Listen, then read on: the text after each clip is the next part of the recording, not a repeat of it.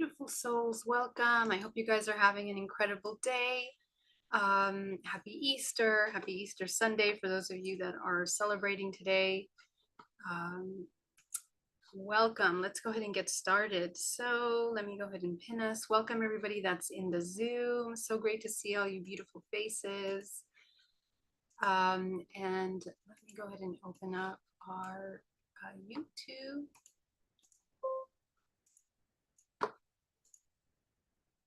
Amazing. Happy Easter, Nicholas. All right, and I'm going to share our live.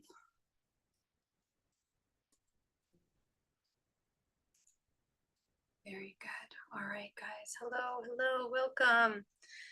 All right, guys. So today we are going to talk a lot about a couple things. I want to talk about some of the transition points that we're going through as a human race. I want to check in to some of the work that is happening in the world, some of the transformations and changes that are available to us, and the energies that are supporting that and your internal work. Let me come over here and there you go. All right. Okay, so yeah, it took a long time to get this live going because I am traveling and our internet is very limited where I am at. So I'm so glad we were able to do our live.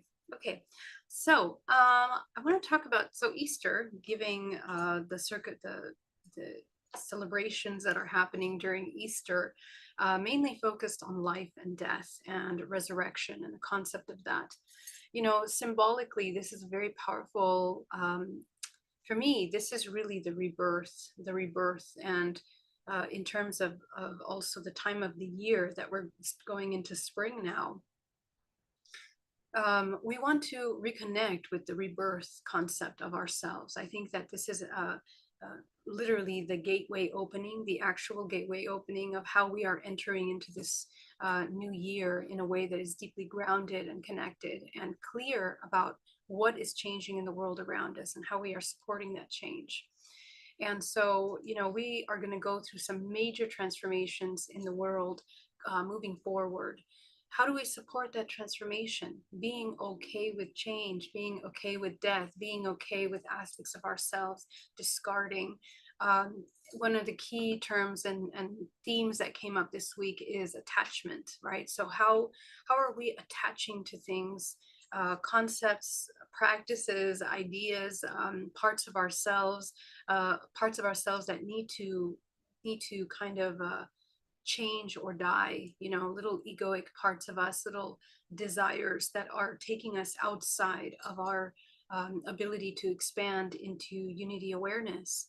I think one of the beautiful things that is happening now as we're going through this process of awakening is realizing how expansive we are, how incredibly divine this essence is. And I would love to invite you to return back to that reconnection to your divine being, to your core self. This is something that we forget because we come into survival a lot. And that state of survival is making you be in separation, making you want to control or shift or, you know, change the way that things are being experienced in your life. And that is a tendency that we have. But understand that as you go through these changes, what opens up is a major release. And so I would love to experience that with you today, as we become comfortable with expansive states of being, and releasing the past in a way that you can come into the most authentic self, which is essentially a deprogrammed aspect of ourselves. The world is supporting this transformation. Change feels very uncomfortable. It feels difficult. It feels vulnerable. Like an egg, right? We talk about the egg being the womb, right? That womb of creation where we start to develop. We feel very, very vulnerable in that very fragile state where we are born as a fetus and we begin to develop into these human beings. But in reality, it's one of our most purest creative states that we have embodied in our entire life. And we want to come back to that kind of formless state of non-attachment, non-identity, as we move in the progression towards a death, that essentially ascends into a higher, another, possible experience.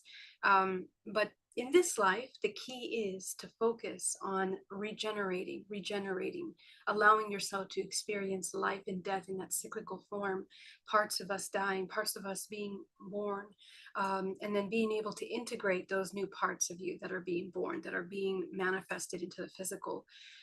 What does that mean to integrate that part of you? This is where we need to practice self-love, because once you identify the blockages in your life, um, we have to consciously, proactively, in the present moment, embody the new self, right? The new idea, the one that is not as contracted, the one that is more compassionate with themselves, the one that is more honest with themselves and others, the one that is more authentic in their expression.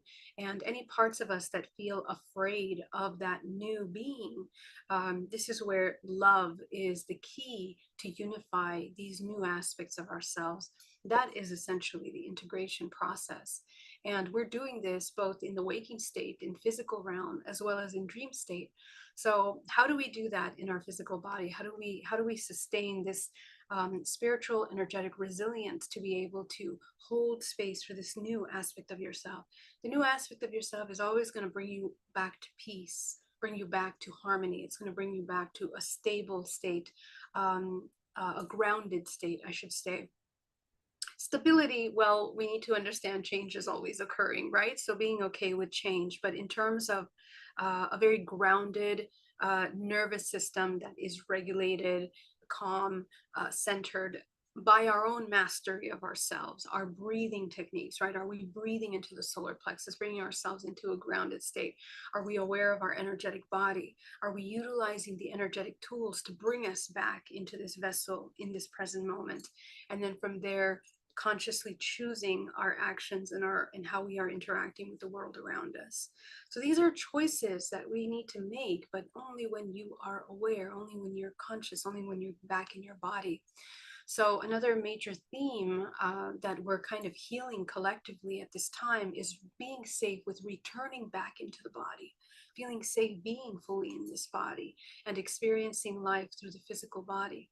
We have become desensitized since we're children from feeling emotion, from identifying emotion, from being okay with feeling what we're feeling. Our emotions are, um, you know, all of the ideas that we have about ourselves, our true self.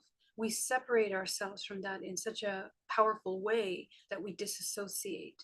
So to be able to reconnect with the body and to connect with what we're truly feeling, this is a form of birth, because we need to be okay with intimacy, right? To see ourselves as we really are without moving away from that center core of creation, and being okay with that creative process that you are kind of co-creating yourself as you move through life. And that creative process is available to you when you're in the present moment and when you're fully in your body. Every single moment is a creative process, biologically, biochemically, bioelectrically. And then, of course, as you manifest from that place of awareness, your life begins to shift. We come into a very divine communion with co-creation, expression, feeling, and sensory body that allows us to navigate the world in a more deeply intuitive way. And this is the alchemical marriage. Okay, so we're coming deeply into the body. First, the spirit is marrying the physical body, and when that integration occurs, now co-creation can take place. From there, because every part of your body that you are holding tension, stress, anxiety, resistance, it's a thought form. Okay, so muscle systems that are contracted unconsciously, tension that you're holding in your lower back, pains, aches, illnesses, all of these things are contracted thought forms. So if you are experiencing those throughout your day and you're still kind of navigating how to bring health and vitality and life force back into the body to create a circulation of life force that is healthy for you, this is where we have to be aware of what those thought forms are.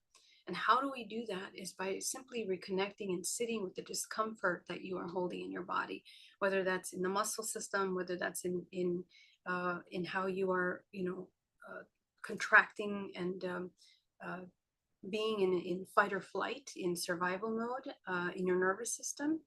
And also when you are blocked from connecting to your higher self, because that internal dialogue with the higher self is absolutely essential. So if we are not open to the intuitive process, that intuitive dialogue with your higher self, if you're blocking that, and you're afraid to listen to the divine oracle. So men or women, we have the divine oracle, and then we have the divine action where we're embodying what is being given through the intuitive aspect of ourselves. That is the alchemical process. When we negate one or the other, whether we're in paralysis in our life, depressed, can't move forward, can't create, don't believe in ourselves, can't are confused or lost or disconnected, we're experiencing this wounded masculine, which is a direct result of the disconnect from the intuition, right? That divine guidance that is providing the information as to how we are guiding our lives. And remember that you are a fractal of infinite potential, manifest from an ancestral lineage that has made many decisions, many choices throughout, the many non-linear expressions of potential. And so your entire ancestral lineage has been making choices to bring your soul into manifestation, to bring you and incarnate you for your experience as a human. And your experience as a human is divine in that as you wake up consciousness and you become aware of the unconscious patterns that you're repeating in your ancestral lineage, is birth a new human. So all of you that are here on this planet Earth at this exact timeline, you are participating in a very interesting experience in the universe, multiverse, of the transformation of one state of human consciousness into another. We are shifting, in a sense, etherobiologically. Okay, so obviously our body shapes are not going to change as much. Okay, we have 2 arms, 2 legs, our body, the human form, which is through the morphogenetic field created by the sun, the structure of all the elements of this planet and the physical systems. But our DNA, which is an etheric database of infinite potential, is activating, it's expanding, which means that our etheric form is more available to us. We are expanding into the etheric aspect of ourselves. So the DNA is activating. Okay, so our etheric DNA, which manages the morphogenetic field, which is essentially your aura and all of the dimensions in which you are interacting in, moving in and out of, those are becoming available to you, which means that you can pull from there collective memory, ancestral memory, past life, future life memory. That's the Akashic records. We are integrating with the Akashic records, essentially. So before, we're only moving from the mind and what's here in the physical world. Now we are being asked to expand our range of visibility, range of information, to begin to access information from a larger pool of history. And that this is because how we are shifting into a higher octave. Every higher octave, it's activated DNA. Every higher octave, it's more DNA strands that are available to the organism to access. What are we doing? Doesn't mean, again, our body's not going to change. We're not going to change shapes and forms. However, we do become less physical. We do become more multidimensional. Okay, so when I say less physical, it doesn't mean we're going to become invisible or less physical in the sense of your sensing, but it means that the density of the entire human race is shifting into a multidimensional aspect. And for that reason, we are learning how to heal, how to work with your life force. It's absolutely imperative at this time as we enter into a shift. And this transformation phase is actually here now, right now. It's happening right now. And you're going to feel it more in the next 10 years. But 2030, 2035, we're really going to be integrating this new self, because many things around us are going to have changed. And so my work here today is to prepare you for that, give you as much information in a compassionate way so that you can begin to work with your vessel, and activate lovingly the parts that you already know. I'm not telling you anything new. You already know what you need to develop in yourself. The embodiment of unconditional self-love, the embodiment of love, is the key to a multidimensional self, to a multidimensional body, because the octave love is the unifying force that unifies all organisms in this universe. Multidimensionally, interdimensionally, love is the most, the embodiment of love. It's the restructuring of your architecture, your geometric structure.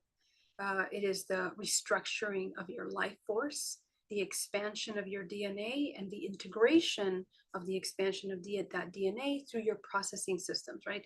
Your brain, your higher faculties, the brain, which is communicating with the physical systems, but the higher faculties are the one that are processing all of these higher octave informations that are available for you.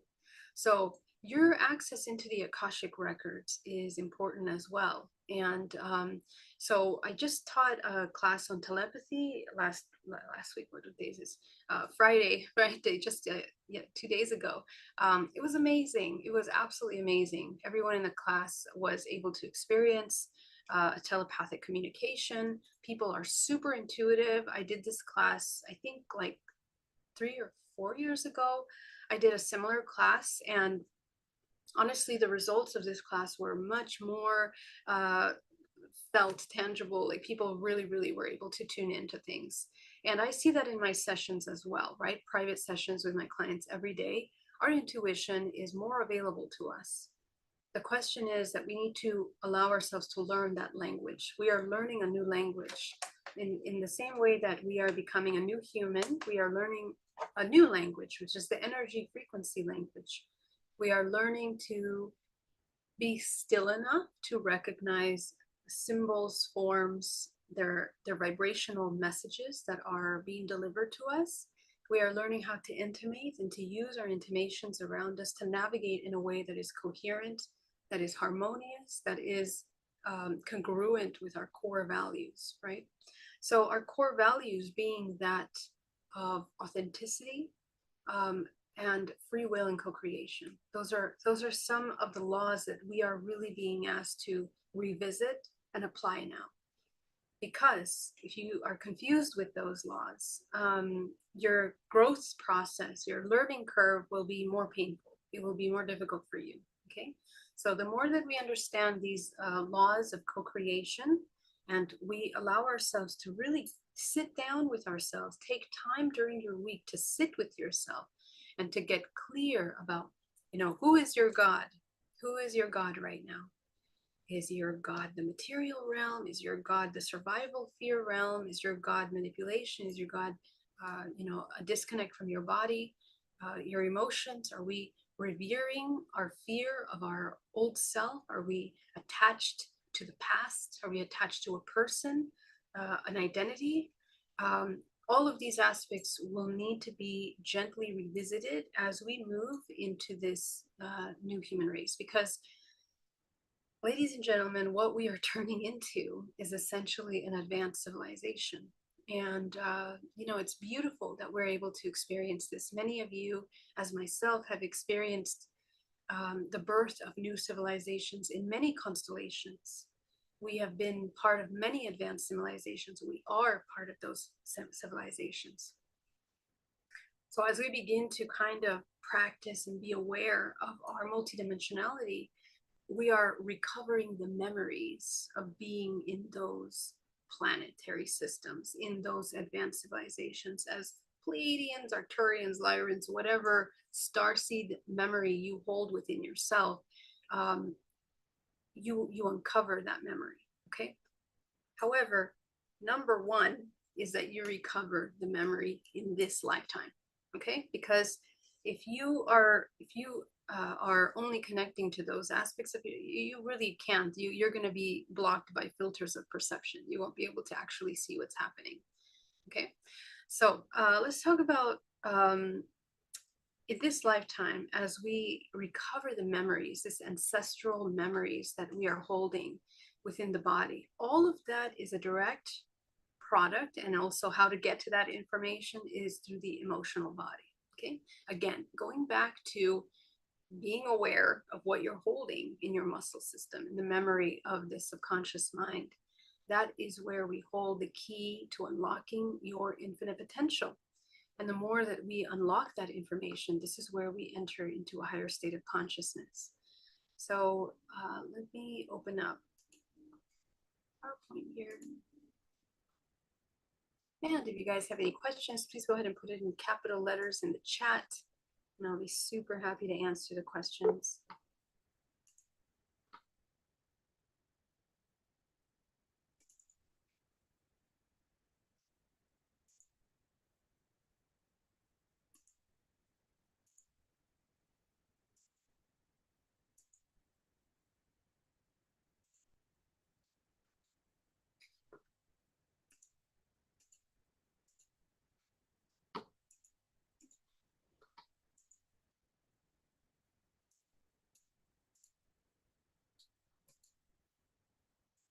Okay, so the apparatus to be able to connect with your higher faculties.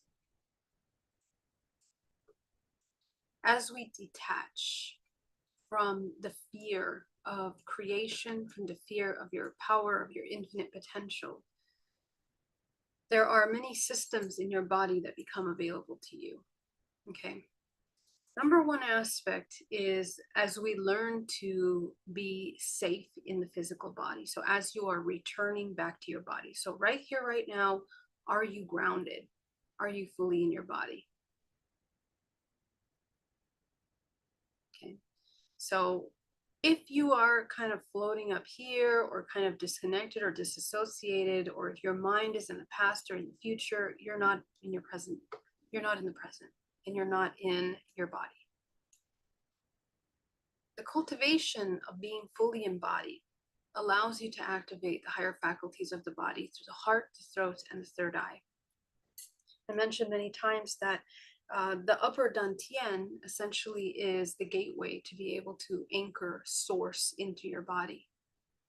We are experiencing life and death every moment, all the time. Parts of us that are in stagnation, in fear, in contraction, those are the parts that we revisit. And when I talk about life and death, death doesn't mean the elimination of something or the annihilation of something.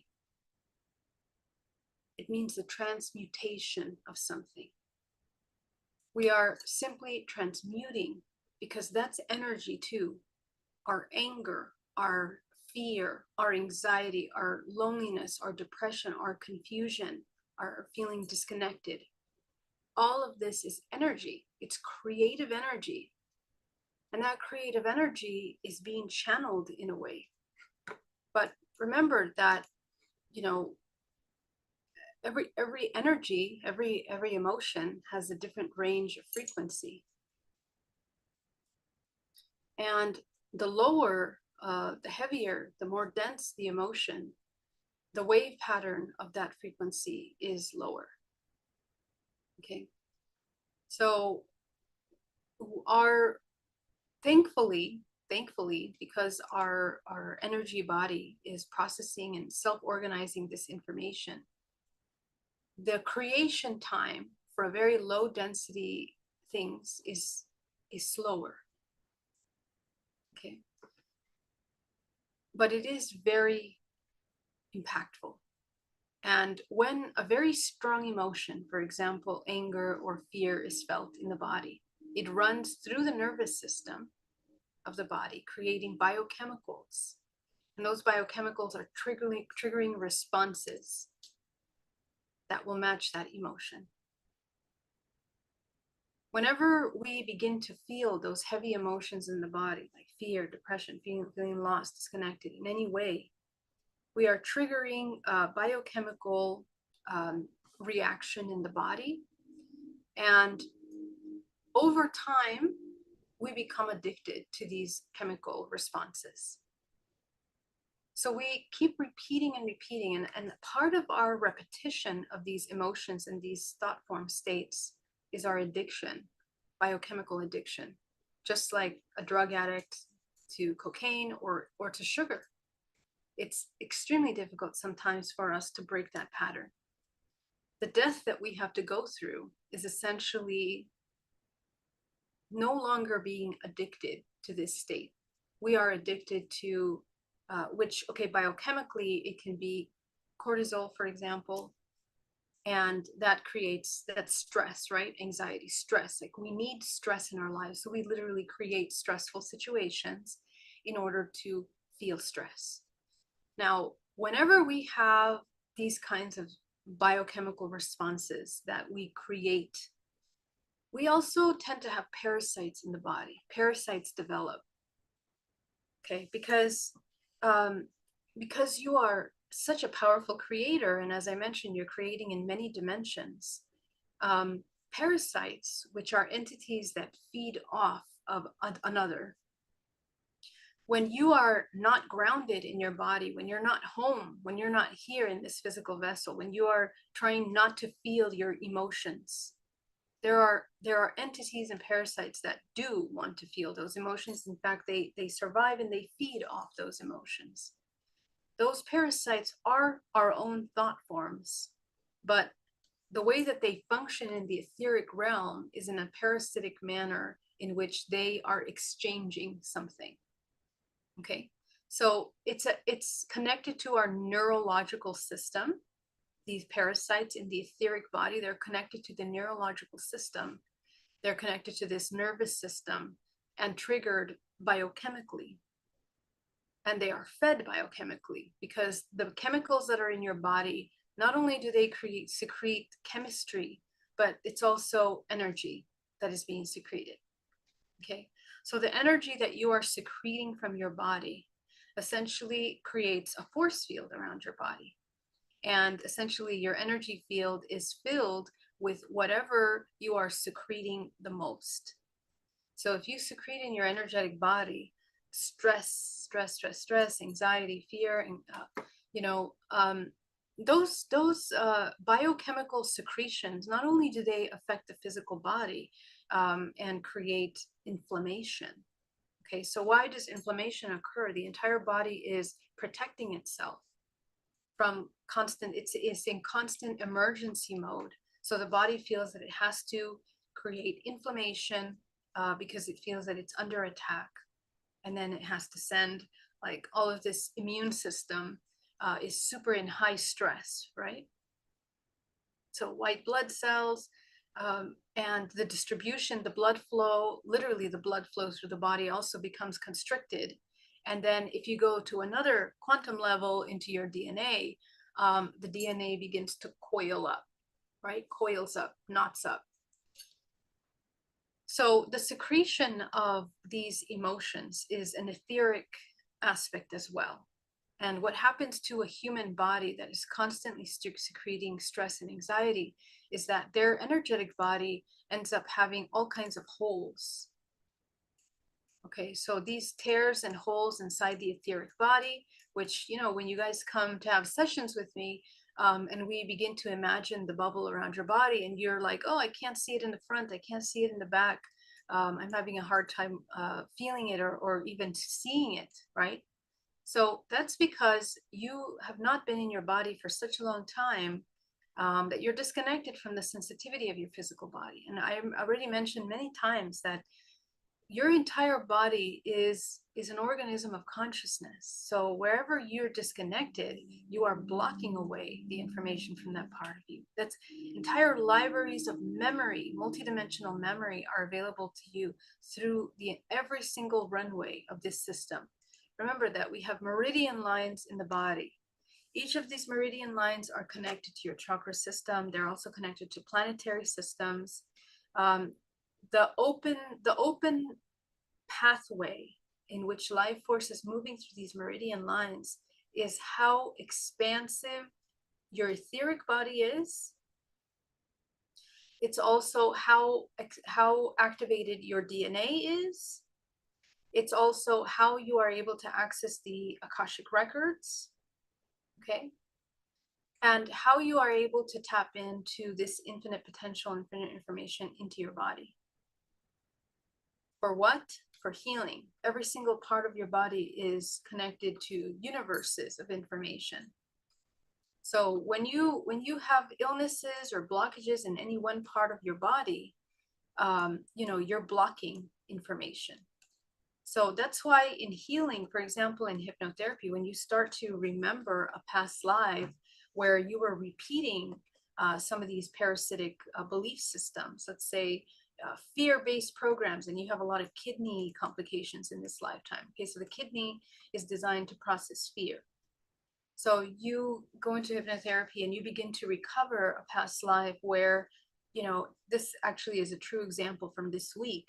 This person was shot in the back. They were betrayed by a beloved, a lover, in their back, and completely affected their kidneys when they were shot in the back.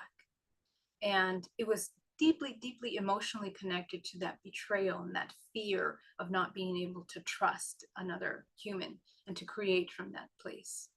So when I look at these thought forms, these memories, and we begin to connect to the actual physical body, the organs of the body, and how they process the information, it is so beautiful how we are self-organized in a way that we process information. Okay. So when I look at your multidimensional body in a session, and for example, this week there was a lady that her chakra system was contracted from the back of her body. Okay, the whole back of the body was completely blocked and contracted. The front of the body was slightly open. Every single chakra tells you exactly what is happening to you in your mind and how you're processing chemicals in your body.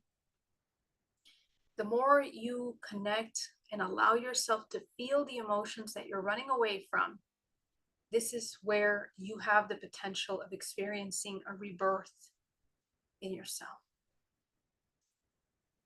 The parasites that are attached to your biome, the parasites that are attached to your nervous system, are the nightmares that you're having at night, the psychic attacks, supposedly.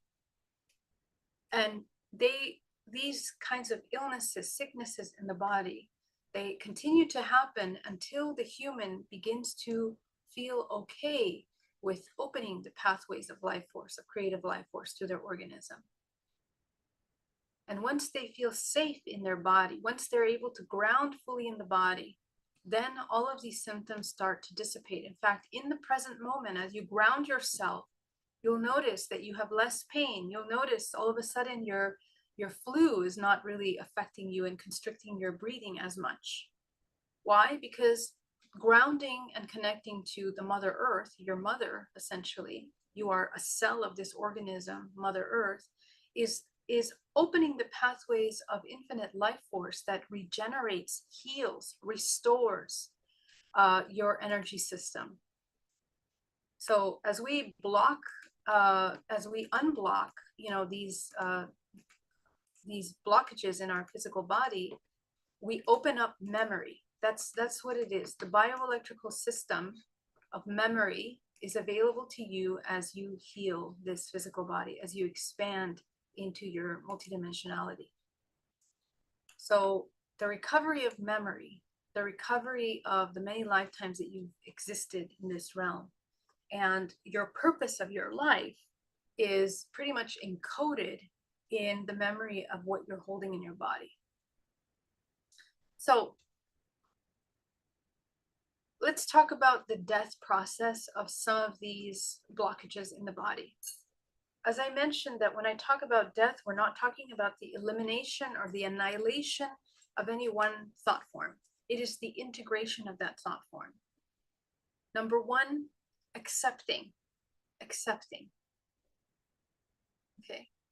Accept what you're feeling.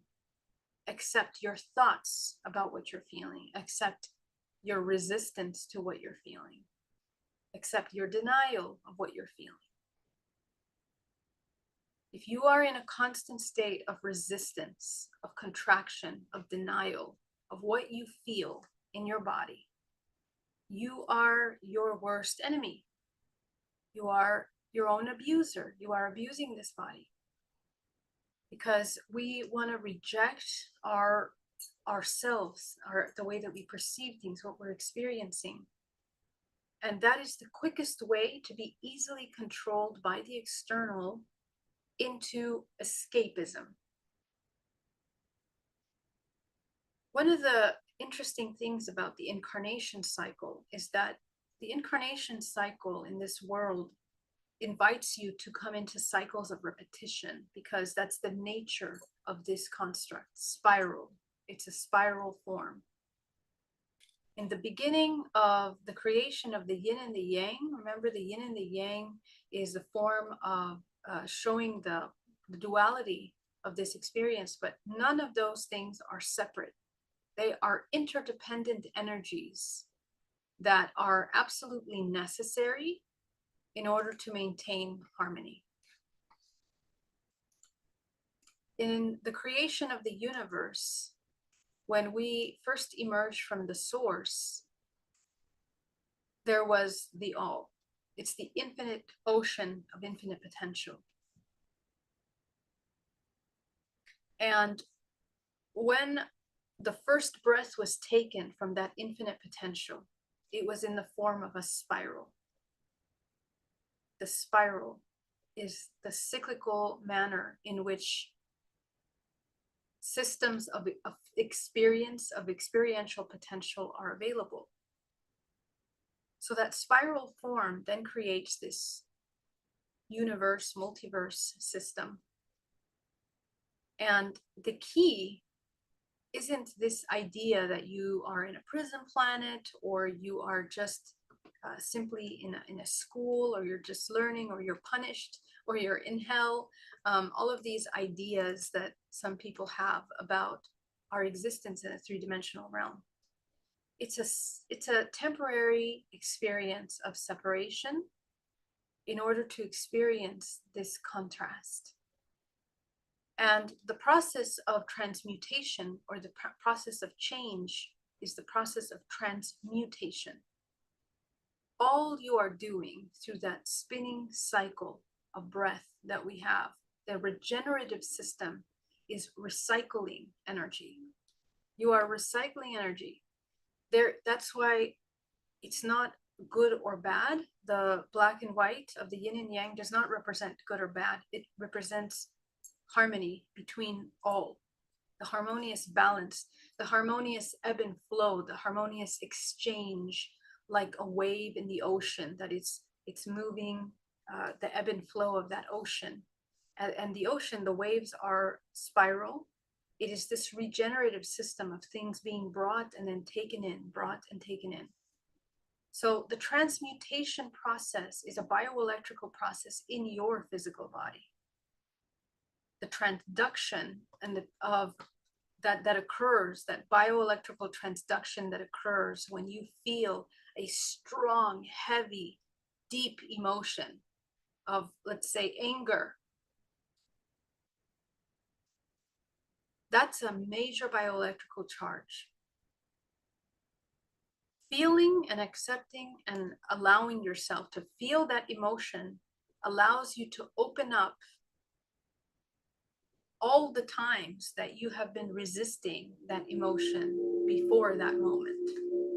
So another thing that happens is that our emotions never disappear. Every single emotion that you feel, consciously, unconsciously, it's recorded in your body. You are like a crystal, right? We learned that about crystals. Crystals record information. We can, some crystals you can grab and you can hold, and you can connect to the memory of the world at a certain time through that crystal.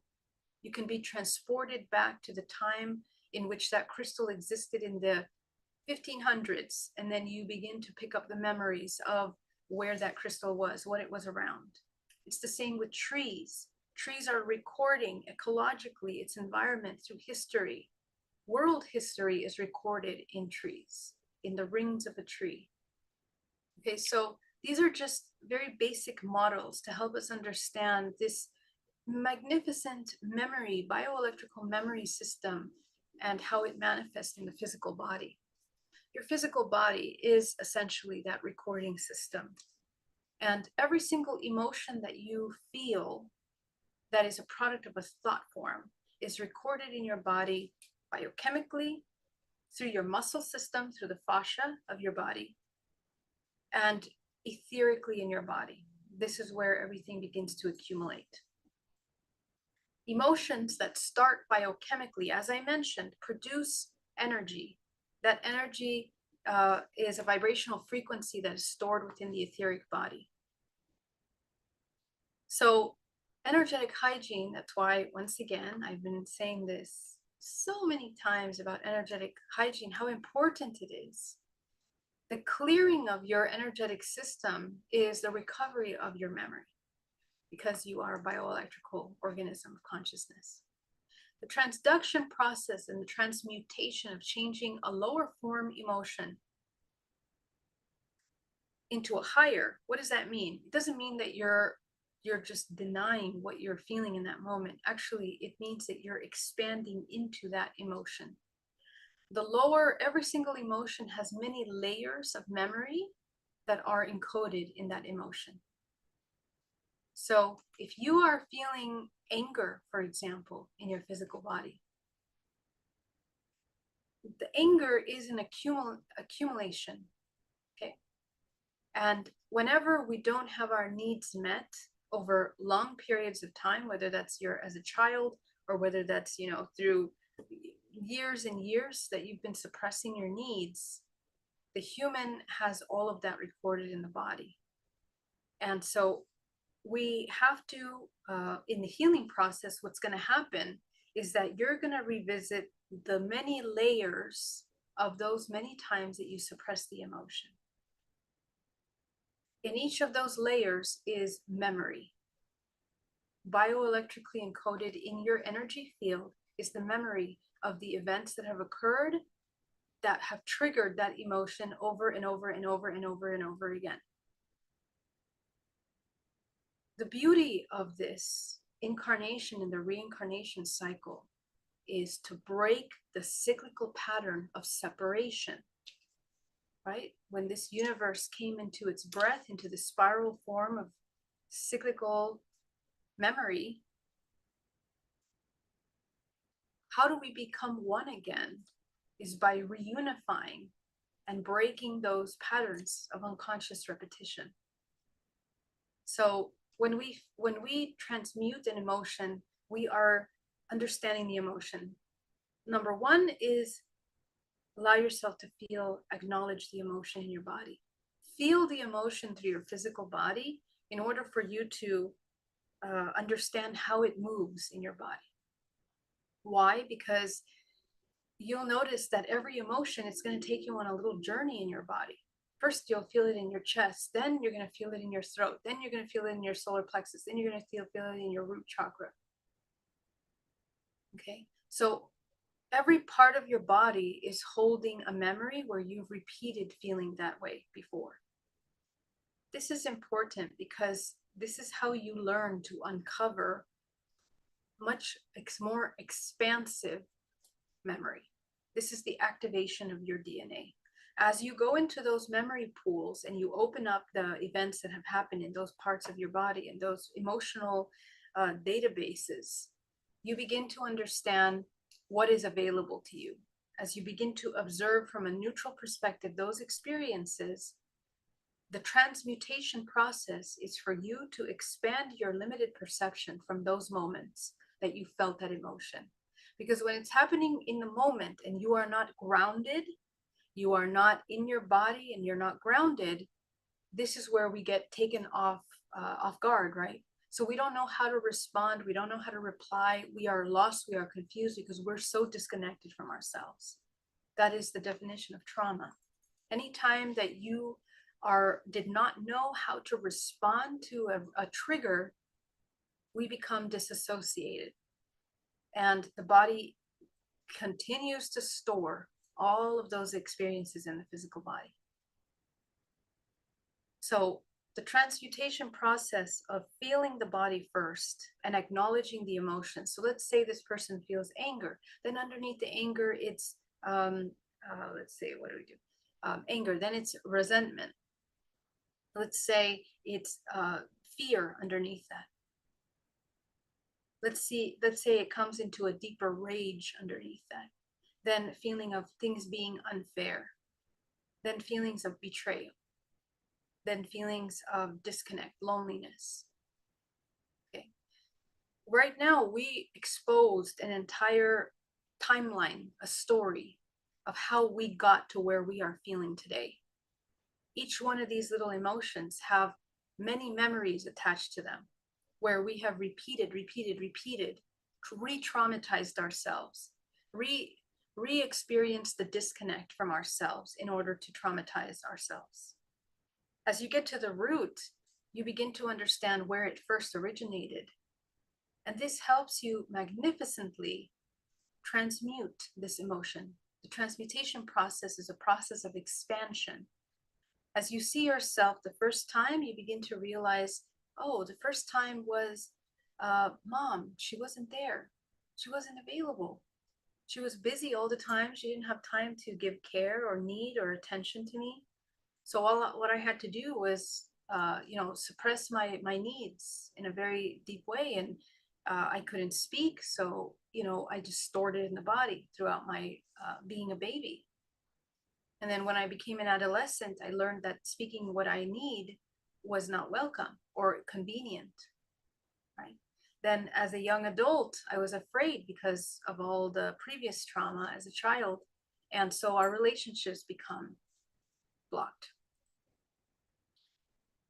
The invitation of death and the rebirth that I'm inviting you to look at now at this time, because this is the foundation of your future self, is that you revisit these memories in a way to shift your perception.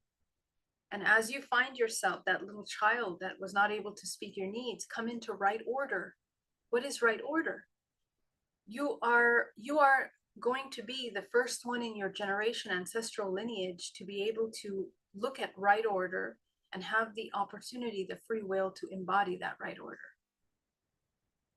Okay, so you're going to be correcting a lot of things that are inverted. And at first you're going to feel overwhelmed because you're going to realize how many things are inverted around you and in you. First of all, mother being in survival mode herself, completely disconnected from having a nurturing, intimate connection. Then realizing she's afraid of intimacy all her life. She's afraid, ashamed of herself, doesn't want to be seen. So she just avoids and creates events and things to focus on in order not to feel her own emotions. If she can't feel her emotions, how can she feel your emotions as a child, right? So these kinds of examples, and to be able to understand, allow us to see what happens when we repeat these disconnecting behaviors in humanity, in the human race, and we begin to feel compassion. This is a broadening and expansion of your perception, but what's happening biochemically in your body is that you're beginning to allow your body to release the tension that you've been holding on to, the resistance to feeling by feeling what you're resisting. As you feel, you begin to expand your perception of what is possible for you in those moments. This is the healing. This is the transmutation. And what happens is that these realizations, these insights are so profound. This is the reprogramming. And when you look at these in meditation with your eyes closed, connected to your body, you understand the severity, the impact of these emotional states, the impact of these thought forms on yourself, on your life, and how they have affected. This is the process, the beginning gateway of learning to love yourself. When the human organism wakes up consciousness, what does it mean to wake up consciousness? It means to become aware of how you are limiting yourself, how you are harming yourself, how you repeat your abuse to yourself all the time. The key to liberation from suffering is love. Love. You love yourself enough to sit with your uncomfortable emotions, to sit with the contraction that you're holding inside your physical body, to release that. What happens as a result is that you begin to integrate an etheric body. You are bridging. It's like in the same way that little neural pathways are searching for that connection when they look for a memory or when they're creating a new neural pathway. In your etheric body, imagine that you are a network of life force, and your connection to the entire system of creation, this entire universe, is through a membrane, bioelectrical membrane that connects from your organism to everything outside of you. Everything is a projection of you. Everything is a projection of you. You are projecting into reality the experiences that you're having. And how we are projecting into our reality is through our higher faculties, which again, it's the recovering of the memory of the Akashic records. Through the seventh chakra. The seventh chakra is the DNA of the earth. The memory of your childhood is in all of your body, but the repetitive cycles ancestrally are available to you through the seventh. It doesn't mean that you're going to go up to the seventh. You see, every single one of these chakra bodies, they are intercommunicating with many layers of your body. Every toroidal field of your chakra body has like spirals that interconnect them into one web. Your root chakra, your sacral, your solar, your heart, your throat, your third eye, all of those toroidal fields are interconnected by these little spiral vortices. Okay, because your entire body, every single point in your body is made up of this toroidal system, all the way down to your cellular structure. You have little toroidal systems. And that entire network of toroidal systems creates the bioelectrical body that is engaging and interacting with the external world. In reality, there is no external world, but that's a story for another time. But we are projecting into this world what we are experiencing. We're co-creating from our subconscious mind, and then everyone around us. We create the construct of the cities we live in, the countries we live in, societal structures. And the memory of how we're going to create the construct of this world is encoded in our DNA in combination with the ancestral memory of the physical vessel and the earth, right? The DNA of the earth. All of that allows us to create the constructs in which we experience everyday life.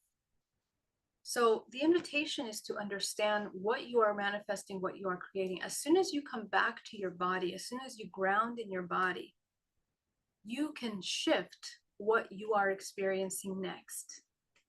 Absolute fact. Not maybe, not hopefully, absolute fact. Because this is the law of the universe, is based in resonance. So those of you that are doing the shadow work, you are pioneers. Literally, you are creating the new societies of this world, the new human. Right now, we are so brainwashed to think that there's a higher power outside of us that is enslaving us, that is directing us, that is controlling. That is the biggest illusion. And once we realize that, the human takes back their creative power to begin to anchor into their life in this present moment. What is the most harmonious state of existing? Mind, body, soul. Your choices will be different when you are grounded in your body and present. That is the creation of the new human. What you experience as you come from an expanded heart and a balanced throat, that's your sexual energy, right? So as opposed to, remember, your sacral chakra, your root chakra, sacral chakra, and throat chakra, these are one organism of creation. They are the sexual energy system. Okay, so you guys have sexual blockages. You also have blockages in your expression, in your creation, through your throat, what you're speaking, your ability to speak truth, ask for your needs to be met, engage with the world around you, heal your body. So when your sexual system, which is your manifestation engine, it is your abundance attractor, it is the source of your magnetic system. When these systems are blocked, you know, the body has a really hard time creating. This is the disconnect of the lower dantian and the upper dantian. How do we connect these two worlds of the physical, external world with the etheric? Oh, sorry, guys. We do it through the heart, because the heart is the largest magnetic field in your body, because your heart is the vibrational frequency that's in resonance with the planet Earth, which is the greater mother, which is the natural order encoded at a cellular level. When you come into grounding with the earth, you are coming into alpha state. Okay. When you come into alpha state, you are in a state of relaxation, visualization, creativity. This is the state in which the human can tap into free will and their potential. Now, where you go from here, it's up to you, right? Because this is supposed to be the baseline for the human. A grounded alpha state is highly aligned with their core values, emotionally, physically, and they are aware of the consequences of their creation. This is the new human.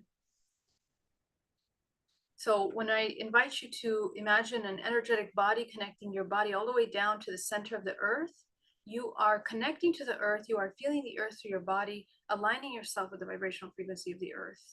You're coming into coherence. Okay. So when you come into coherence, as I mentioned many times, the planet Earth is in communication with all the planets of the solar system. Your chakras are all the planets of the solar system. As soon as you come into coherence with the earth, you begin to connect with the larger field of information, the Akashic records. You begin to tap into that by how being grounded, not by not being in your body, not by astral projection. Astral projection doesn't even happen unless you are grounded in your body. Otherwise, you're floating in between dimensions, and that's where, you know, you start having sometimes challenging experiences. There is a key mastery to all of this, and it's through the physical vessel. A lot of people in the past few months have been experiencing very strong emotions that have made them feel that, you know, it's like too much to be in the physical body. It's overwhelming to be in the physical body. Okay, so it was important that we went through that energy because it is a reminder to you. A lot of people are going to leave this world in the next, 10 years, as always, right? The people are always coming and going. Unfortunately, there's many agendas in this world that are invested in the elimination of the souls. Your DNA is a code, a frequency code that anchors light into the earth, into the world. And your DNA is encoding information of advanced civilizations that can bring forward this human race into a higher potential. These kinds of agendas that want to eliminate those DNA strands, those DNA libraries of information from the planet Earth in order to seed more artificial, controlling potential, right? So everything that's artificial can just be manipulated, controlled in a way that is very easy. We become artificial when we stop spinning in a centripetal manner, when we become very slow, sluggish. What does it mean? Low emotions, depression, fear, disconnect, anxiety, all of those low emotions that keep the body in high stress, high survival, not fully embodied. That's how you control and manipulate a human race. As long as you keep them out of their body and in survival, consuming or experiencing the external world, you can very easily manipulate humanity into an enslaved humanity, right? Quote unquote, enslaved. What do I mean by that? You believe that your life is for survival. You believe that you have to work 9-to-5 job, pay the bills in order to survive. This entire society constructed on that model. So that model is now going to be dissolved because the human is not designed for that. And we've had many models in history where we've lived in harmony with Earth in an exchange that is one more of energy, a mutual exchange, a harmonious exchange with one another. We are moving in the direction of that model. So for that, humanity has to come back to their body. First of all, they have to learn how to connect with their body, heal, and open up the pathways of infinite potential in the body in order to recover the memory of who they are so that they can anchor that potential into the seeding of this new earth. The seeding of the new earth is through your DNA in the present moment, every choice that you make. So as we begin to anchor this movement, you communicate with the stars, you communicate with many planetary systems through your body, you begin to astral project, you begin to recover memories of yourself in these higher dimensions. Every night when you're sleeping, the recovering of your dream state is extremely important because you are more proactive, you are learning, you are doing things in other dimensions in your dream state. So become lucid. The more you become lucid in waking state, you're becoming lucid in dream state. That's the invitation. The yin and the yang coming into harmonious order is opening the pathways, the blocked pathways of energy in your body. It's coming into harmonious order with yourself, mind, body, and soul. And it is the enacting the embodiment of your creative potential. The heart system is the system of healing that I just explained. As you feel your emotions, as you recover your memories of childhood, as you integrate and expand your perceptions, your limiting perceptions of those experiences through the heart, through love, right? What do you need to do in order to love yourself? What would someone that does love themselves do in this moment? It's a completely different question. It reframes your entire priority system.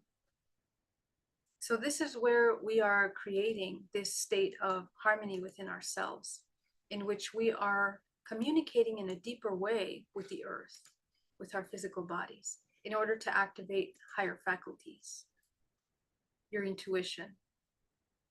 Okay, use your intuition as many times as you can during your day in a compassionate manner. Okay, so to end there, in regards to the transmutation process, everything is done through the heart. Rather than elimination, annihilation, I want you to think of loving. When you love something, you unite yourself with it. You become one with it. And when you love a part of yourself that you have been rejecting, hating, denying, resisting, this is where you expand. This is the embodiment of this creator state. Okay? All right, so let's see if we can practice that today in our meditation. I'm going to pause really briefly for questions. Thank you so much. So many questions, guys. It's so great to see you here. Happy Easter for those of you that celebrate Easter.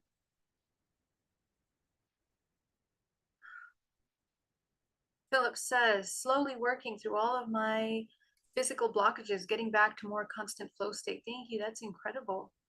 Good morning, Geraldine. So great to see you, Sergey. I love that name, Sergey. Inga, today, so happy day So heavy day, felt it from the morning, have no need to do anything. Also, sun is no longer in the sky again. Oh, Inga, you are the sun, Inga, you are the sun. Lydia says, as advice for lovingly releasing, allowing old identity to die. Yeah, so first of all, acknowledge what is letting go emotionally in your body. And make a list of what is letting go and why. Usually when you understand truly why you're letting that go, very easy, it just kind of dissipates from your space. Okay, so the invitation is that as you come in to this state of awareness, you can transmute it. So here's the second part. What is the opposite of what is dying in that moment? Okay, so let's say you're letting go of a past part of you that is in contraction all the time, fear, survival. What was the opposite of that look like? Okay, so the opposite of being in survival is accepting your present moment, allowing yourself to be in the present moment, observing, becoming into stillness to observe what is happening without reacting immediately, but rather observing and then creating in that moment. You're co-creating in that moment. So that requires you to, in your stillness, in your awareness, to observe yourself and everything in order to be able to identify what is the highest potential for you and everyone involved in that in that scenario, in that event, in that experience. So at the beginning, this is going to feel like, oh, we have to work really hard to think about this. But with practice, you align with natural law and it becomes innate part of you. It's intuitive because it's intuitive. You're tuning into your intuition. When you pause that stillness and observe, that's where your intuition can begin to take place. And you discover it's really more about being fully in that moment rather than reacting or doing anything. Okay, I mean, you're going to obviously change your actions from there, but you will notice that you're shifting from how you are engaging with the environment with this experience. Okay, let go of the old past. Ask yourself, who is attached to this old self? Who needs it? Who's being protected? Someone is always being protected. Remember, we create personalities, survival mechanisms in order to protect parts of us that we feel are in danger. That's why what I explained earlier of going back to the memory body, try to get back to the root. If you can get back to the root, you can begin to notice who's being protected. Usually it's that little girl that was abandoned or didn't have the mom there for her, or the dad didn't talk or communicate or speak openly about things, right? We want to give that child everything it needed. Why? Because then you learn what it feels like to have what you need. And that is the new reprogramming of your DNA, because epigenetically, you are instilling in your body the vibrational frequency of a higher octave. The frequency of a higher octave, as you feel the emotion, let's say in that moment, you give the child attention, you give her connection, you give her intuitive intimacy in that moment. You allow her to open yourself up to her and to feel safe in all of her feelings, all of her thoughts in that raw moment. So that feels very different than someone abandoning us. You need to learn what that feels like, because in the process of feeling that, you're going to know how to give yourself that when next time you're in an event and all of a sudden you feel the abandonment.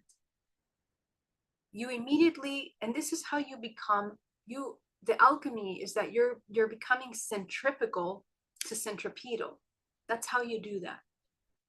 So now that you know how to feel held, acknowledged, protected, in the moments that you're right there in the party, because you are in your body, because you are aware, you can catch it as soon as that little feeling of abandonment starts to creep up. Whether someone does it to you or not doesn't matter yet. What matters is that you immediately hold yourself in that moment. And this is just an example. You provide yourself that you're there. You acknowledge yourself. You listen to yourself. You're there with yourself, even if you're surrounded by people. Even if you look funny, and it's going to look weird first, because you're going to find yourself kind of pausing and kind of sitting in stillness, and people are busy reacting, people busy laughing, trying to fit in, trying to look and be accepted. But you're going to pause, you're going to interrupt, you're waking up consciousness. You become the light in that moment. And as you begin to give yourself exactly what you need in that moment. So that is real love. And that's how we break the pattern. We interrupt the hypnosis, not only of yourself, but of your environment. And you will find something magical. I discovered that when we do that, you wake them up too. They come into the present moment from this. You'll notice we are all hypnotized. We are all behaving on repeated unconscious behaviors all the time. So when you are the one that wakes up and interrupts that pattern, that woken person in that moment that is present in their body, that is the new self. Period. Right there in that present moment. The new self is in the present moment. Okay? Even if you hadn't done these other meditations before. So it takes self-love to interrupt the pattern. It takes immense amount of love for you, that in the moment when you're surrounded by friends and family, that you pause and you take time for yourself in that moment to see what you need right there. As soon as you start feeling the little negative emotions, the little negative thought forms, immediately, that is love. And this is how you heal. This is how you shift. This is how you activate yourself. That is the true embodiment of that. Okay, so I invite you to try that. Akriong K. Byrne, I have a question today. Do you know what aphantasia condition means? Aphantasia means do everything we do not in the right way, like it's supposed to be done. So aphantasia is supposedly a condition that we are not able to visualize things, okay? So the thing with that is that I've worked with many people that were diagnosed medically as being aphantasia, having aphantasia. And what I've discovered is that those diagnoses may or may not be correct. Okay. Every single human is multidimensional. It's encoded in your DNA. It's in the structure of your body. We just have severe trauma in the disconnect of ourselves, of our mind and our body. And we don't trust ourselves. Our trust has been destroyed. And perhaps we're healing an entire ancestral lineage of disconnect from the etheric body. So of course you are born with something, a condition that we call aphantasia. Okay. So basically we want to, we change this by connecting to the emotional body. You know what is the visualization ability? It's the emotional body. That's how we do it anyway. So I want you to connect with your emotions. Every emotion that you feel. For example, if you're sitting and you feel a tightness in your throat, okay, connect with the tightness in your throat. And then if that were an emotion, what emotion would it be? This is how you recover your vision. Okay. And I see this in my practice for years. People that come to me with aphantasia that cannot do hypnosis, they think they cannot do hypnosis. They think they cannot do healing sessions on themselves, right? Healing is just you meditating. So they feel that they cannot meditate and visualize things. All of that can be repaired when we repair the emotional body connection, mind-body connection. And it takes some time. Okay. Also, visualization is not the way most of you think. You're not going to see the object like this, right? Like this tangible object. It's going to be in between many senses what you visualize, because we are holographic. So you're gonna pick up sounds, tastes. It can be emotions, feelings. It can be it can be ideas. It can be memories. forms, symbols. In order to heal, you don't need to have this crystal clear vision of a physical object, because we have so many vision tools in our body. The five senses, each one of your senses is an intuitive instrument. Each one of those is an intuitive instrument. Some of you have one stronger than the other. The eyes is not everything, it's just one of many. Okay? And I also notice people with a lot of childhood trauma that have not had interrupted childhoods have a hard time imagining. Okay, there's two ways people take the trauma. Either they don't imagine anything anymore, or they go into hyper imagination, right? So for both of those, the human has to come back to their body. Same thing. You come back and reconnect with your emotional system. This is how you repair that. And there have been many examples of my clients that have first come to me with the idea that they cannot visualize anything and then develop that. Okay, so I strongly see through my practice, through my work, through my research, through seeing people's bodies, multidimensional bodies, that this is something that can be changed, because our vision is not just through a specific apparatus in our brain or certain sections of our brain. The entire brain is being utilized when we tap into intuition, because it's utilizing more than one faculty. Inga, I injured my both knees 4 months ago, healing stuck. I feel I'm not able to help myself. Meditating helps a bit, but on a full moon, pain comes back. Unbelievable how deeply I program myself. Yeah, so Inga, I would take a look at the programs with flexibility and change, and also letting go of the past. Those are some major programs that tend to accumulate in the knees when it comes to, change in life. So if we're really held on to a certain way of thinking or being in our lives, this is something that we need to invite ourselves to gently move through. Also being able to see clearly your life and yourself as you are. Thank you so much for that super chat, Inga. So much love to you. Thank you. So yeah, let's see if we can open that up in the meditation today.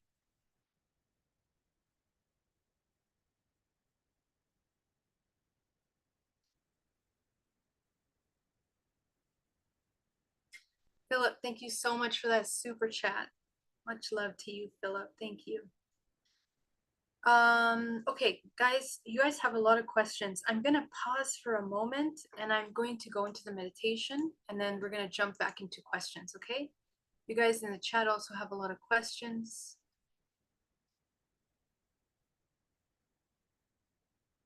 All right, let's get into meditation, guys. And I'll be back to your questions, okay? Go ahead and ground yourself. Allow yourself to come into a state of complete relaxation.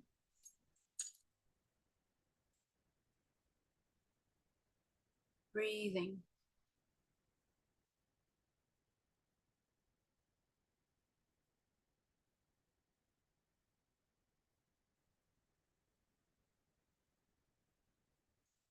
With every breath you take, as you allow yourself to come into a state of complete relaxation and calm.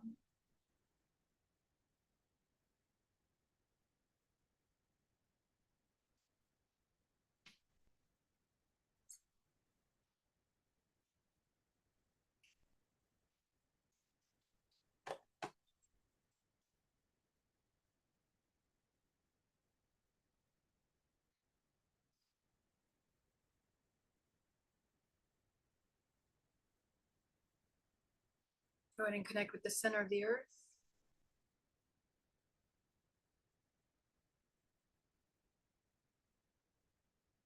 Visualize your bubble around you.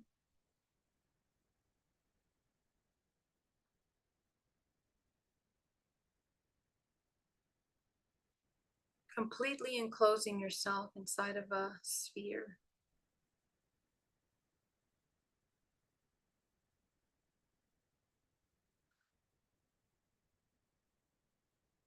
You're going to start with the root chakra at the base of the spine. Go ahead and shrink that chakra down to the size of a dime.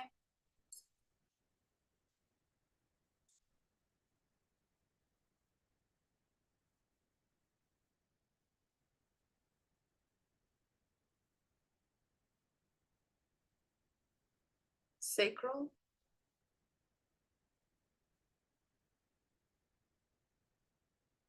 solar,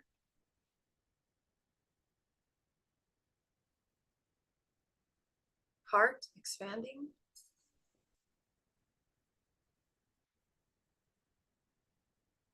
throat expanding, third eye expanding,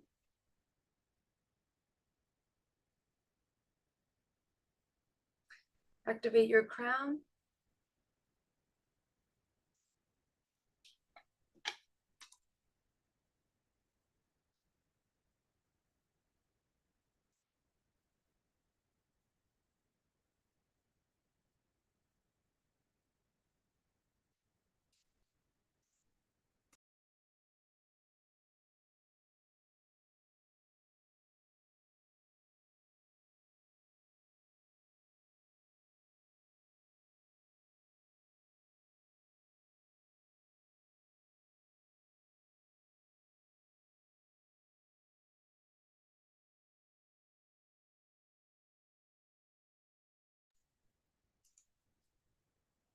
we're going to bring green energy from the center of the earth, pulling it up into the feet, creating a vortex of energy at your center core. Breathing.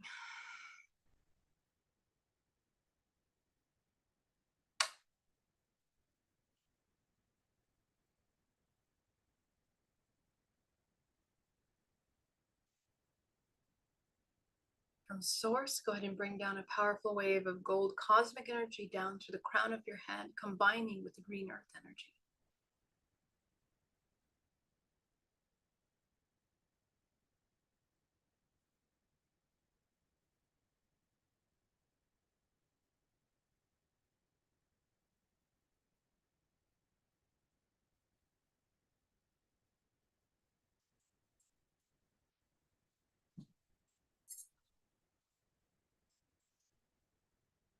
Take 10% of that back down to the center of the earth.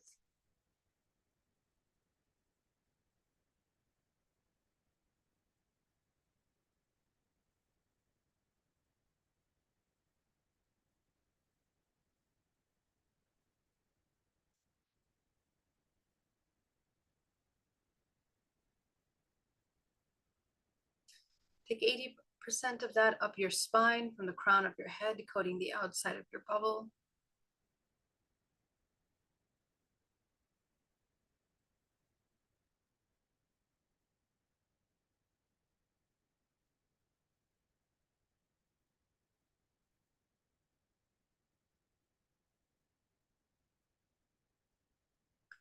Take a final 10% of that green and gold, bring it into your body, into the pores, the cells, the muscles, down to the cellular level of your body.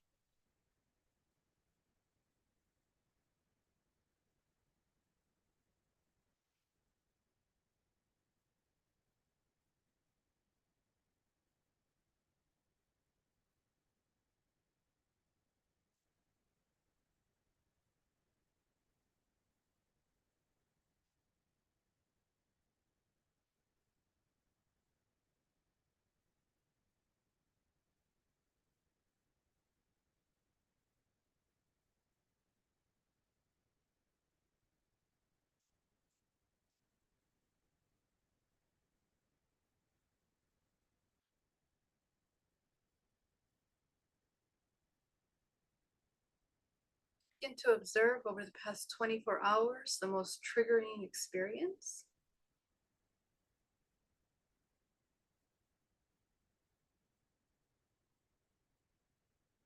What is the strongest emotion that you felt in the past 24 hours?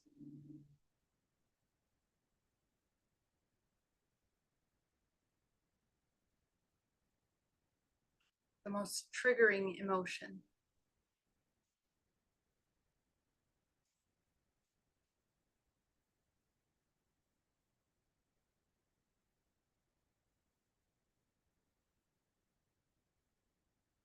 Go back to the past week and take a look at the most triggering emotion in the past 7 days.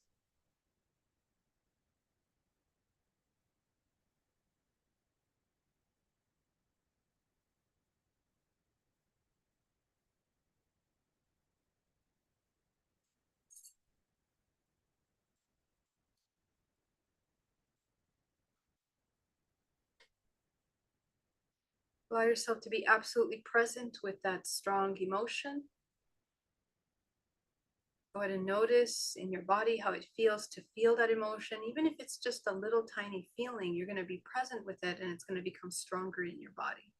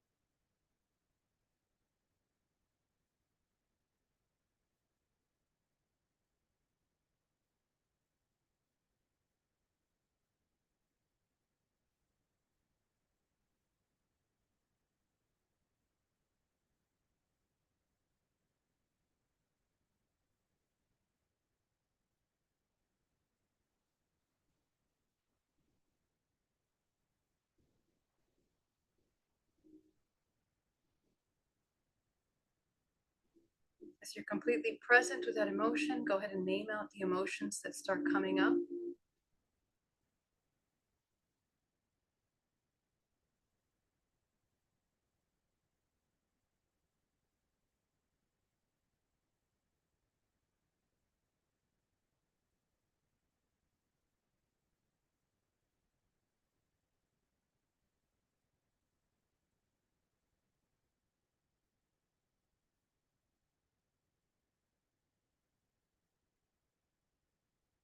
Go ahead and notice which one is the strongest of this list.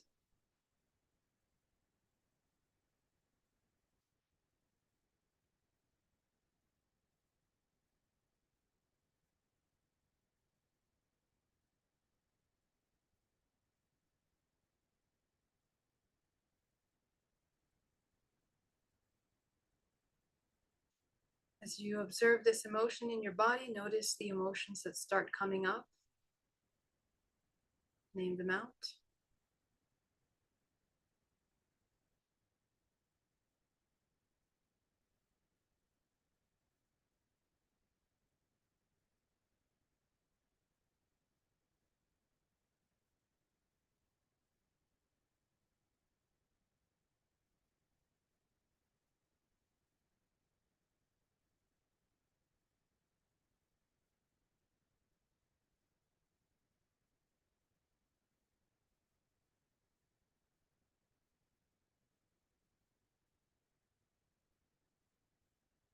Go ahead and select the strongest of these emotions. And I want you to take yourself back to the very first time that you felt this emotion in your life. You can go as far back as the womb. Take yourself there.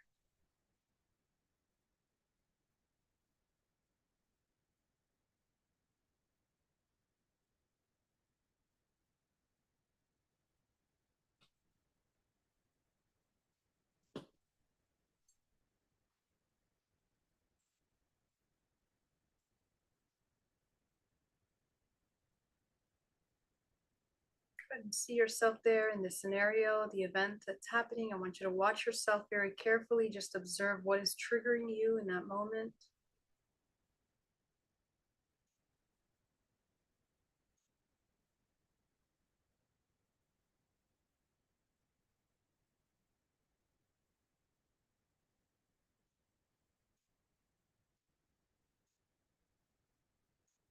And as you notice, name out the emotions that you're feeling. I want you to put all your attention on yourself as this younger version of yourself in the past. Focus on what you are feeling in that moment. What emotions are being triggered in your body in that moment?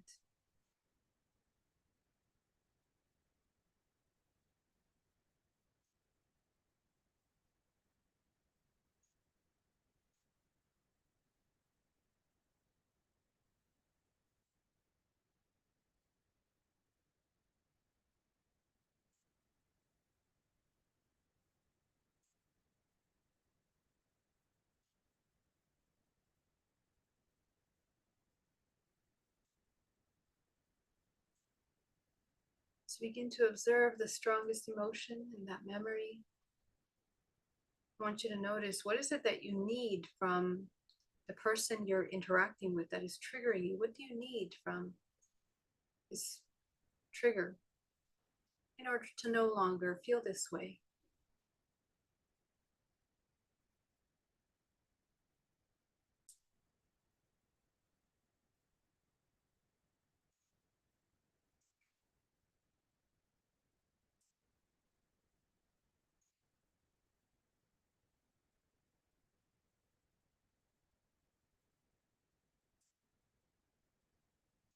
Just observe what insights you might be receiving as you observe their truth, as you observe their experience.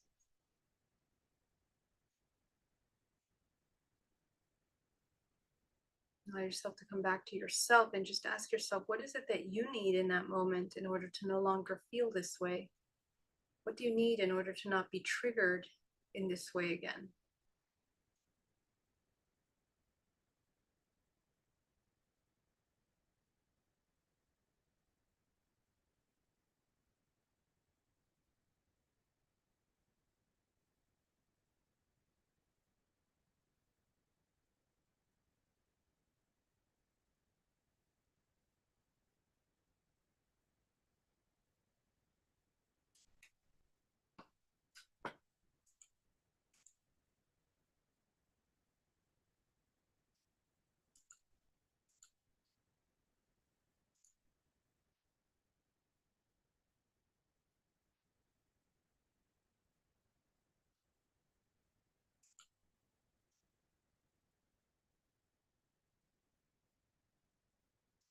So you allow yourself to acknowledge what you need.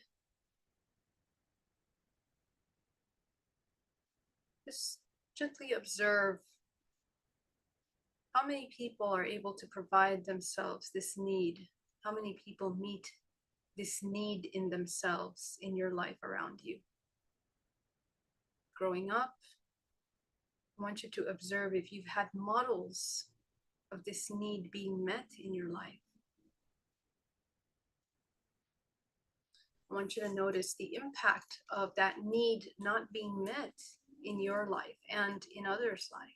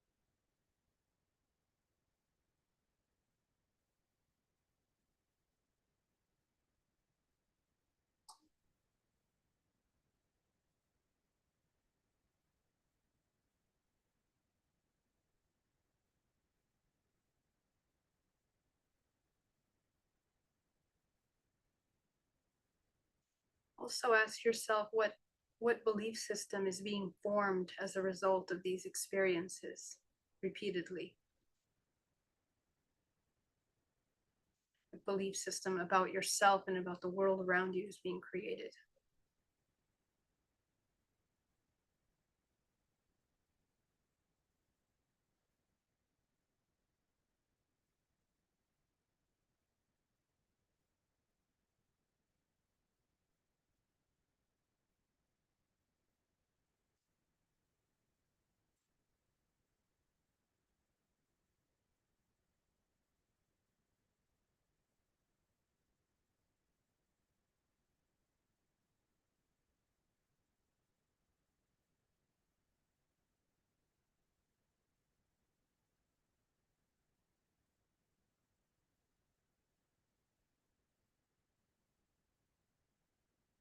And allow yourself to see all of these aspects of yourself. And I want you to begin to notice what's the opposite of this belief system.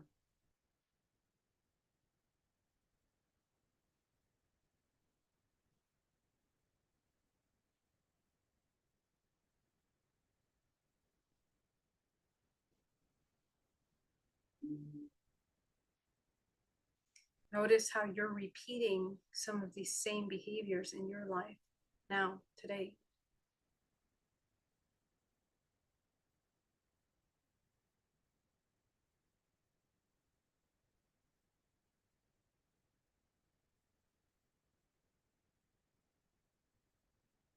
Begin to observe.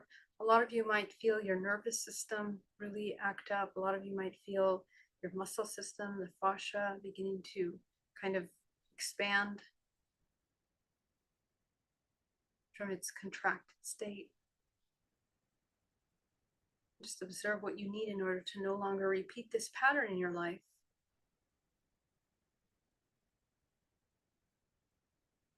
As you see this pattern, I want you to turn it into a little character, this little pattern, this ego part of you that is repeating this survival mechanism. Just observe for a moment who is being protected by this pattern every time that you reenact it.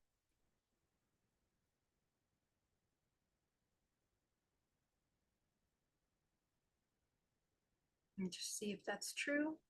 Are you really truly being protected?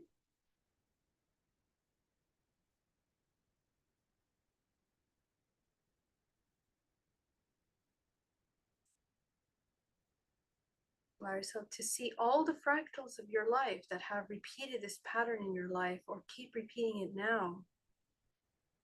You might notice that maybe you were feeling this pattern yesterday or today. Go ahead and see yourself in that moment. Once again, you're going to ask yourself, what do I need in order to no longer repeat this pattern today?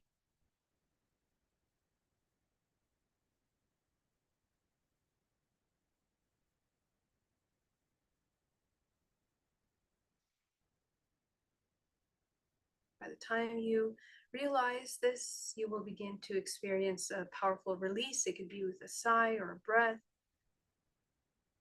It could be with your muscles relaxing, expanding. Go ahead and see this current state. I want you to fill your body with this new state that you are creating.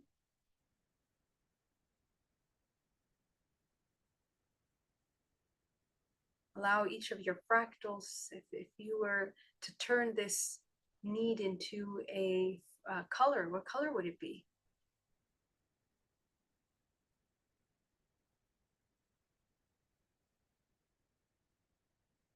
Go ahead and fill each of your little fractals with that color. As you heal them, you infuse them with this information. Right now, we are working in holographic DNA field. Allow each of your little fractals to begin to integrate this new thought form. Let's go ahead and see in the most recent repeated scenario, how do others respond to us when we embody this new state of being? Just take a look, observing.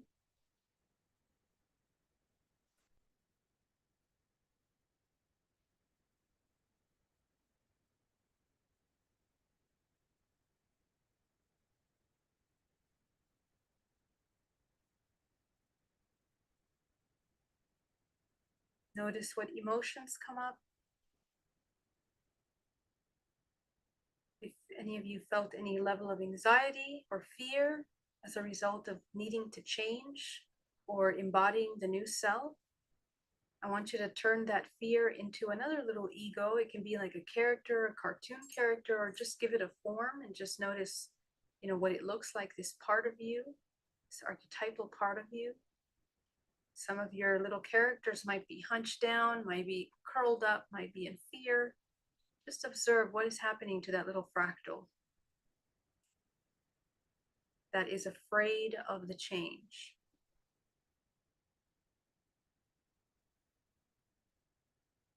Again, this is a transmutational process. And right now we are experiencing the potential death of a part of ourselves. So go ahead and observe that little fractal. What is it afraid of? And whatever it needs in order to no longer be afraid, go ahead and fill it up with that. Be sure that what you're giving it is something that is universally true, something that is sustainable, not something that you can get from someone else or something else, something that comes directly from you and that you can do it at any time, anywhere. That is a universal truth, something that you can access through yourself at any time.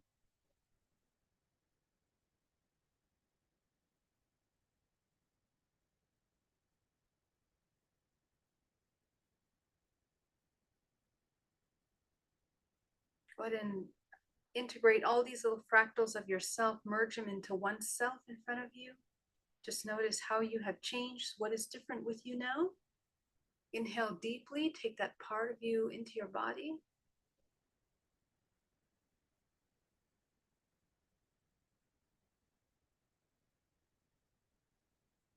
Go ahead and open the root chakra, the sacral, the solar. We're going to shrink the heart just a little bit, throat, third eye. So your chakras are in a straight line. You're going to clean your energy body. Go ahead and imagine clearing your entire toroidal field. You can go clockwise around your entire body.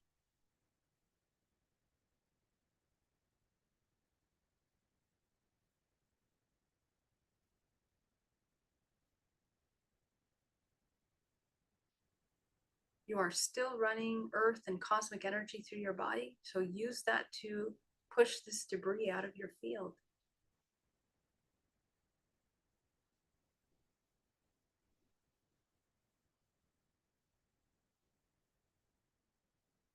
You're going to see a room, which is your karmic contracts. Go ahead and shine your crown light on top of them, eliminating them completely.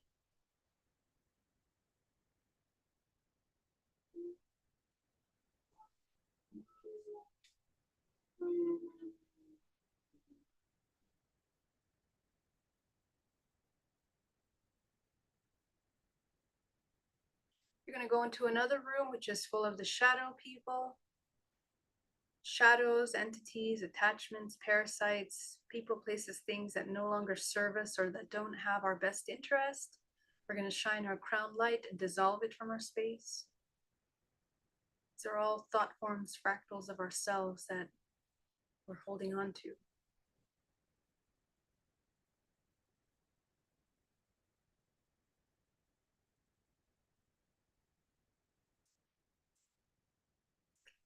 Go ahead and activate the 7th and the 8th chakra, the 9th, 10th, 11th, 12th, 13th, 14th, 15th, 16th, 17th, 18th, 19th, 20th, 21, 22, 23, 24.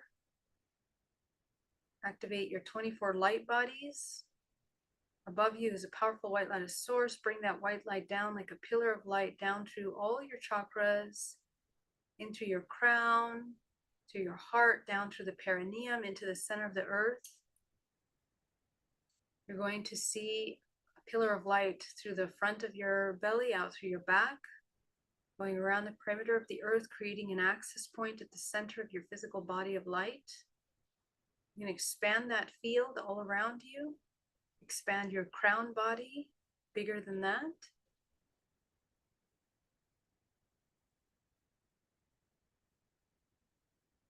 Go ahead and open your eyes and come back into the room. And welcome back. I want to thank you so much for joining me today for this meditation and this healing. I love you guys so much.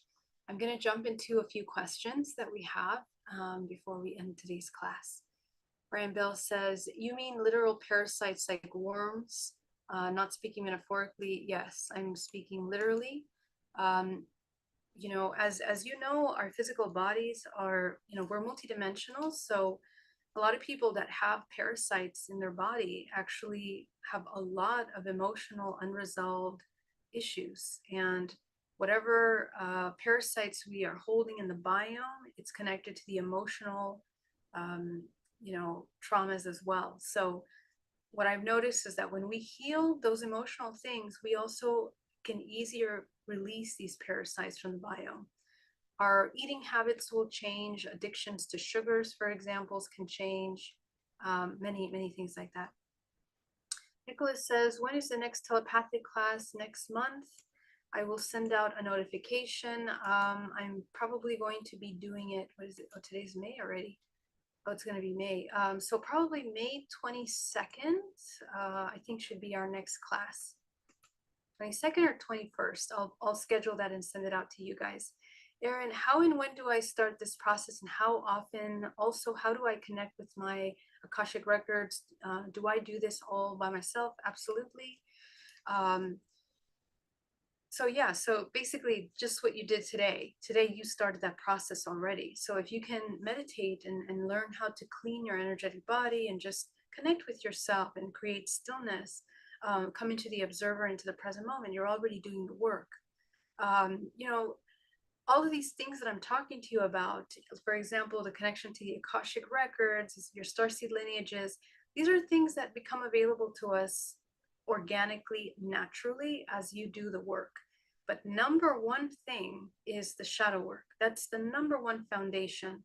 You meditate in Vipassana to cultivate stillness and grow gray matter. And then you are working on the shadow work, because that's where you will reveal your full self to yourself naturally through the shadow work. The shadow work is first. So just like we did today, take a look at your emotions. What are the strongest ones? That's your gateway. That is the gold to get to all of these root limiting belief systems that you're holding on to. And once you begin to alchemize that, everything else becomes available to you.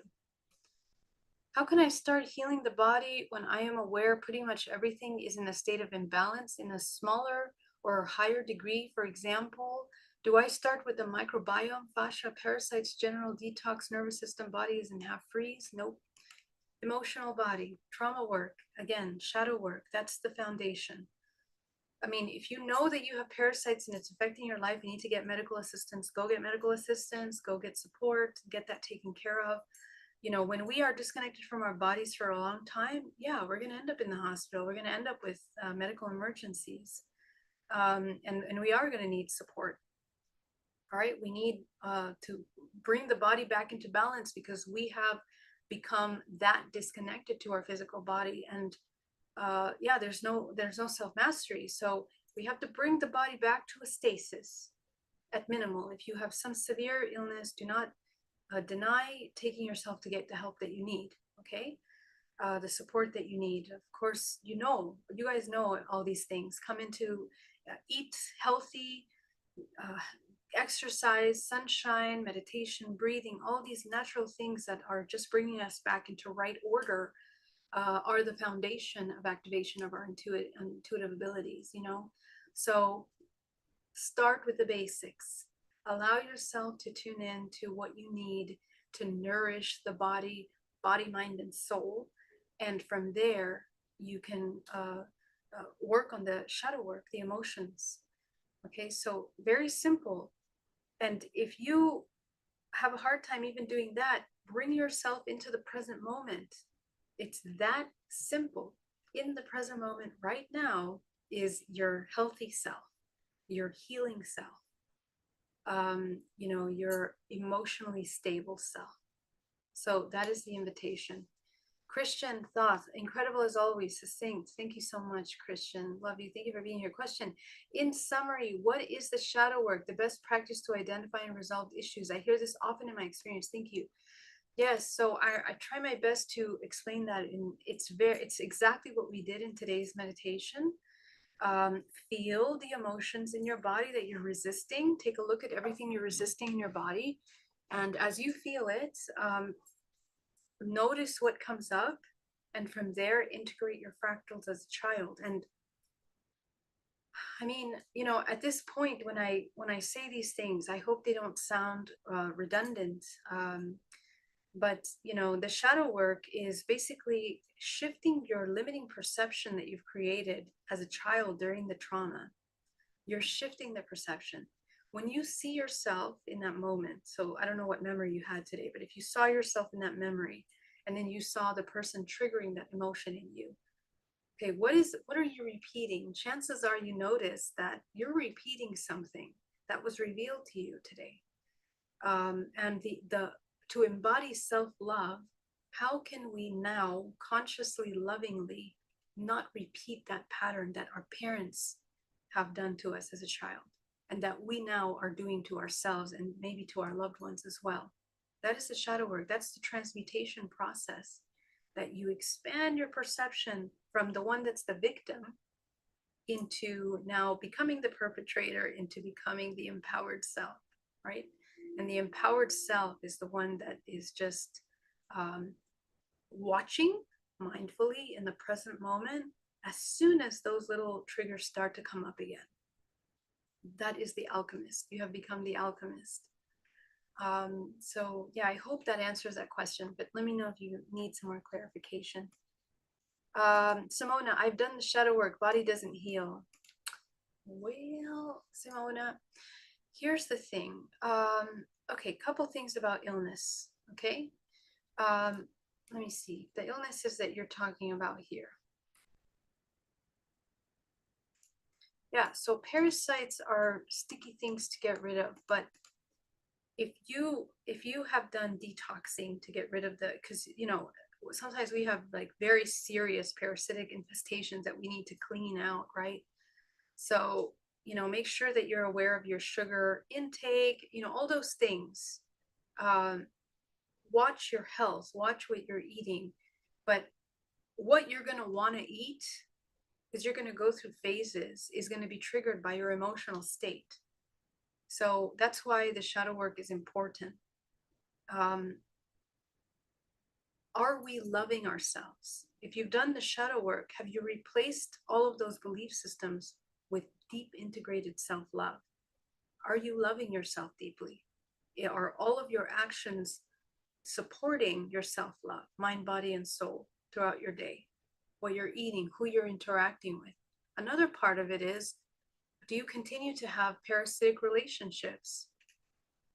Because a lot of times, especially when we have parasites, we've usually engaged in codependent relationships or relationships where those emotions are triggered in us. And our life force is depleted by toxic relationships, environments that are not nourishing to that. So that's also something we need to take a look at and kind of rebalance back, okay? Yeah, Simona, but if you need some more support with that, just let me know. Maybe working together would be a good option. All right, let me come into the chat here. Laura Light, how come I can't sleep with other people around? There is a bright light at the top of my head when I'm trying to sleep and I can't turn it off.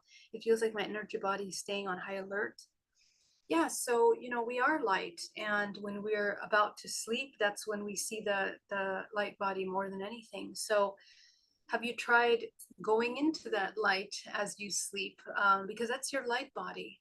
Okay, so before you go to sleep, clean your energy body, put yourself in a bubble of light, and ask yourself, what is the color or what is the symbol that represents a deep, safe sleep for me right now?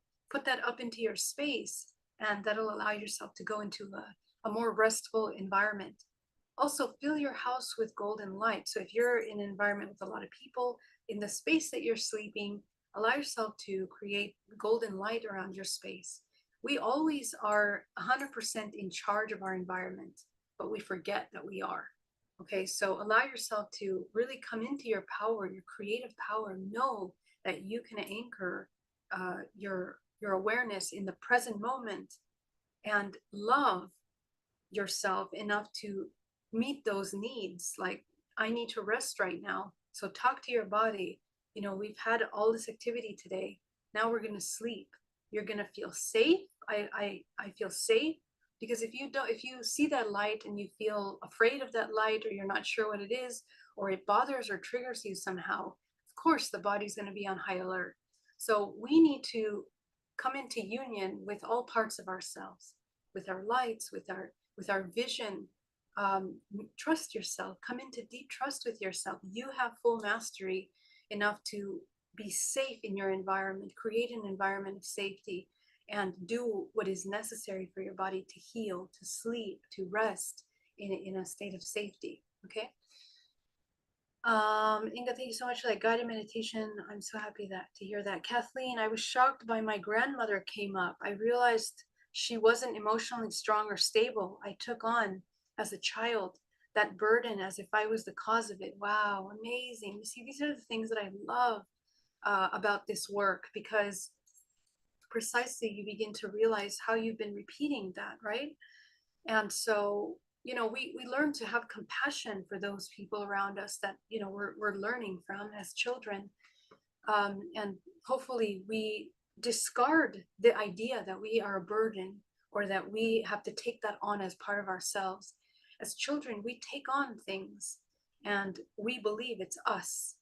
So that has to heal for all of you. If you have worthiness issues, if you don't believe in yourself, you don't trust in yourself, if you feel alone, disconnected, you are the source of that. So you have to heal that part of you and reprogram that belief.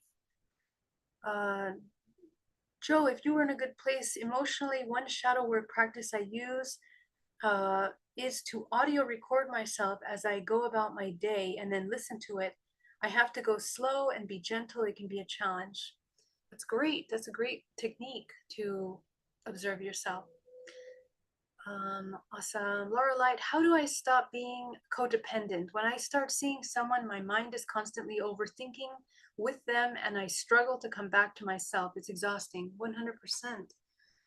Again, Laura, as I was just mentioning, you have to learn to trust yourself and build trust with you. How do we build trust with ourselves? Integrity.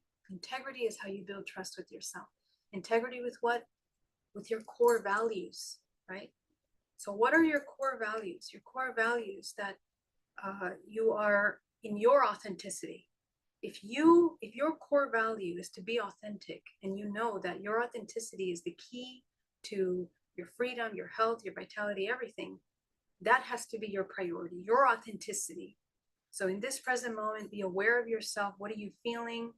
What are your needs? Are you meeting your needs? Are you meeting your emotional needs, your physical needs? And the constant integrity between yourself, where your communication, your internal actions, your words, what you're doing in the world, that builds self-trust. And you know that you can trust yourself because you are the source of all of those needs, and you never put yourself in danger. You listen to your intuition. If your intuition says this person coming here is not in my best interest, every time they come, it's like an energy vampire and they dump all their negative stuff on me. And I don't have good energetic boundaries because I need to learn to love myself better, right? So these are the things that we have to be aware of and immediately change that. So if we are not maintaining healthy boundaries with our relationships, that we learn to say no or yes, to meet your needs as you need them.